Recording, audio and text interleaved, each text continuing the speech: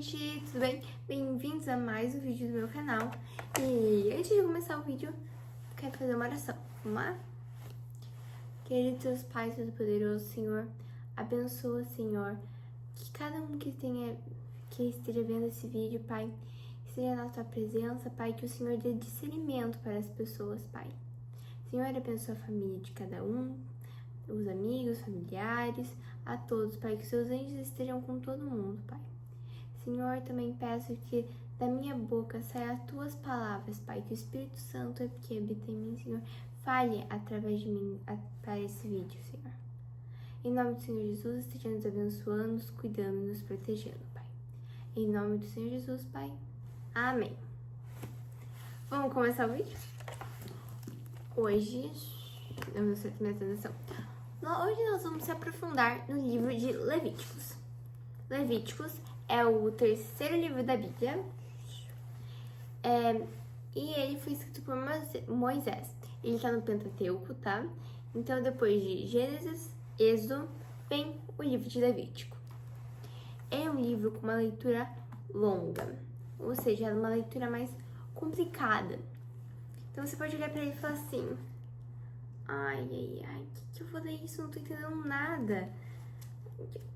Lazy, eu não tô entendendo nada. E exatamente pode ter essa sensação quando você vai ler. Porque o livro de Levíticos, ele é um manual escrito pra gente ficar mais perto da presença de Deus e ser cada vez mais santos. Ou seja, Deus deixou um manual para dizer o que a gente deve ou não fazer. Então, quando Moisés estava escrevendo, isso que os israelitas usavam para ficar mais na presença dele, para se santificarem, serem mais puros na presença do Senhor. Então, o livro de Levíticos é conhecido como o livro das leis e o livro das regras, onde ele apresenta desde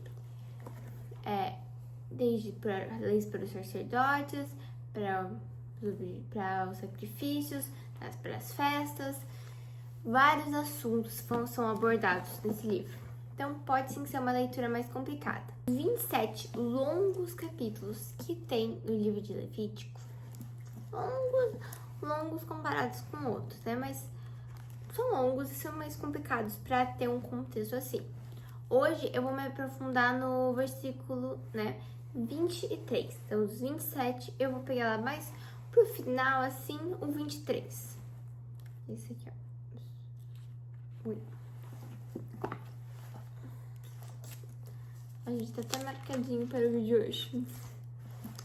Então, mas o que diz nesse versículo 23? Nesse versículo, Deus instrui a Moisés em relação às leis sobre as festas sagradas. Então, hoje eu vou dar um mega resumo de o que é cada festa que Deus mandou o povo israelita comemorar, como um breve resumo de tudo que tem nesse capítulo, só para vocês terem um gostinho de como que é mais ou menos esse livro, de como eu devo interpretar mais ou menos, só para dar uma contextualização. Vamos lá. Primeiro feriado é o sábado. Ué, sábado? Sim. Deus fala que importantes coisas sobre esse sétimo dia. Como a gente viu no livro de Gênesis, né? Até já gravei um vídeo sobre, Deus, no dia das criações, no sétimo dia ele descansou. E sabemos como o sétimo dia sendo o sábado. Então, Deus considera esse dia, o sétimo dia, um dia sagrado.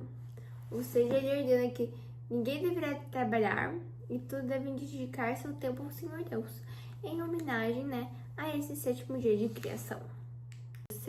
A segunda celebração que Deus fala para o povo comemorar é a Páscoa. Mas não a Páscoa que a gente conhece agora no Novo Testamento. A Páscoa aqui do Antigo Testamento, onde Deus fala... Desculpa, gente, deu vontade de espiar. Onde Deus fala que eles devem comemorar pela libertação deles do Egito. Essa era a Páscoa do Novo Testamento. Gente, tô dormindo um pouco, tá? Desculpa. Essa era a Páscoa do Velho Testamento. A libertação deles, o povo do Egito. Então, é isso que Deus pediu para eles comemorarem. Mas junto com essa festa da Páscoa, acontecia outra festa ao mesmo tempo, que era a festa dos pães sem fermentos, que o povo deveria comer por 7 dias, como o próprio nome já diz, pães sem fermento. Então, tudo isso, né? Em ambas as celebrações, o povo deveria oferecer sacrifícios a Deus e louvar o Senhor e não trabalhar, tá? Todos os feriados, né? Todas as celebrações aqui, os israelitas não podiam trabalhar no dia e é um período de adoração ao Senhor. Quarta festa, a gente tá meio empatado nos números. Mas é a festa da primeira colheita. Ela era apresentada a primeira colheita e fizeram a Deus. Assim Deus os aceitaria. Então, como eu já disse em alguns vídeos aqui, Deus ele pede muito sobre ser o primeiro pedaço, sabe, das nossas vidas. Então, a primeira colheita é o primeiro pedaço daquilo que a gente produziu. É a primeira coisa eu estou oferecendo ao Senhor naquele momento. Então, Deus se alegra muito, né? Ele acha muito... nos tempos antigos, então acontecia essa festa da colheita, que o povo tinha que ir lá, né, oferecer lá para os sacerdotes lá, assim, ó, essa é a minha primeira colheita que eu estou entregando para o Senhor. Durante 7 semanas, a partir que esse grão teve a festa da primeira colheita, haveria a festa da colheita, que o trigo foi colhido, e então o trigo foi colhido, daí cada família fazia o pão com a melhor farinha que tinha retirado esse trigo, fazia um pão e entregava para o Senhor, considerado uma oferta especial para Deus. E além que os israelitas deveriam também oferecer outras colheitas, né, dos cereais. E a gente pode analisar um importante ponto que a gente também vê no Novo Testamento, também algumas lições, porque essas leis foram seguidas também no Novo Testamento. Então, sim, ajuda a gente, aprendendo o passado, ajuda a gente a entender o futuro, que foi a vida de Jesus.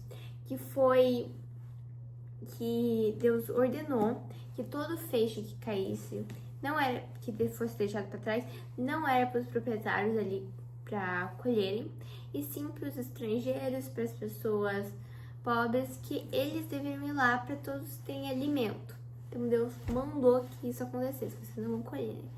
E isso a gente pode analisar na história de Ruth, que como ela conhece ali, né, não vou dar muitos spoilers, mas também segue essa lei aí que foi criada por Deus. Então, olha lá, pra gente entender tudo que aconteceu, porque ela podia ir lá colher, e não sei o que, porque Jesus disse aquilo. A gente tem que entender o passado, e o passado está muito nesses livros que são mais complexos, né? Então, que demandam, assim, mais tempo pra entender. Mas que vale a pena pra gente entender a Bíblia, né? Entender um pouquinho por cento mais da Bíblia. Enfim, vamos continuar aqui, que a gente ainda tem mais uns feriados ali que o Senhor, né, ordenou pro povo de Israel comemorar. Na verdade, eu já me perdi na contagem. Então, olha, gente, nem sei se a gente tá mais no quinto, acho que no quinto, não sei. Que é a festa do Ano Novo, é o próximo feriado que tem. E Deus fala que deve ser também retirado para descanso e ninguém deverá trabalhar, né? Assim o povo se reuniria e adoraria o Senhor. O penúltimo feriado, a penúltima festa que Deus falou para eles comemorarem é o Dia do Perdão. Dia do Perdão? Sim, diferente que nós, que Jesus morreu na cruz por nós, perdoou os nossos pecados, a gente vive na nova aliança, nós temos que pensar que nessa época eles viviam na velha aliança. Então, para serem perdoados os pecados, não era só a gente se ajoelhar, se arrepender de todo o coração. Eles tinham que fazer sacrifícios.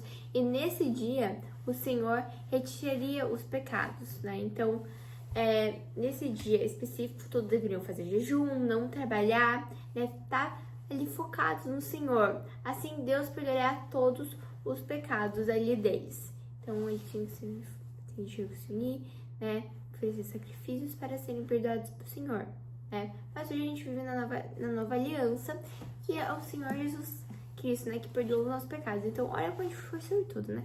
Isso a gente vê e a gente percebe como a gente é sortudo de viver essa nova aliança, de Jesus ter vindo nos salvar. cada vez mais a gente vai se aprofundando, né? Mesmo na palavra. Depois dessa longa, pequena lista, temos o último feriado aqui pra gente só concluir aqui, pra vocês terem um gostinho do que é o livro de Levíticos. Esse feriado é o feriado das festas das barracas. Festas das barracas. O povo tinha que dormir literalmente em barracas e cada ali em tendas por 8 dias. E celebrando ali ao Senhor. Isso para representar de quando o Deus, né, retirou o povo do Egito. Então Deus fez eles morarem ali em barracas na travessia ali do Egito, né, para a cidade prometida. Então isso faz os seus descendentes não se esquecerem, lembrarem para sempre desse milagre que Deus fez. Então, nossa, tipo, vai perdendo, né? A gente vai contando vai perdendo. Então, para ninguém se esquecer, Deus ordenou que essa festa acontecesse para as pessoas se lembrarem sempre de que Deus salvou eles do Egito, tirou eles de lá e agora eles têm uma terra prometida para morar. Finalmente, termina. Ele tem cara de ser curtinho. Você vai ser curtinho, mas realmente é longo e requer atenção, cuidado para ler. Esses feriados são os feriados que Deus mandou os israelitas, né? Deus mandou por meio de Moisés para os israelitas cumprirem. E isso a gente analisa que Deus não é só nosso pai.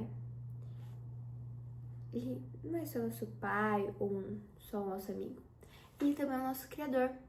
Ele quer o melhor pra gente. Então, Ele quer que a gente se aproxime dele. Que a gente viva uma vida de santidade como seus filhos. Ele quer que a gente viva como seus filhos, como filhos deles, literalmente. Então ele faz essas leis para que a gente se aproxime cada vez mais de como agir, né? Eu não sei disso, não sei. Confere a Bíblia. Confere que Deus deu esse manual de instruções. Então, isso, né, nos aproxima cada vez mais do Senhor. E isso que eu contei é só 1% desse livro de Levíticos, que merece a leitura. A leitura, não só aquela passagem de olho, mas aquela leitura com atenção. Então, merece aí para você entender cada vez mais os planos de Deus para sua vida. Amém? Um beijo, gente, para todos vocês. Uma boa semana.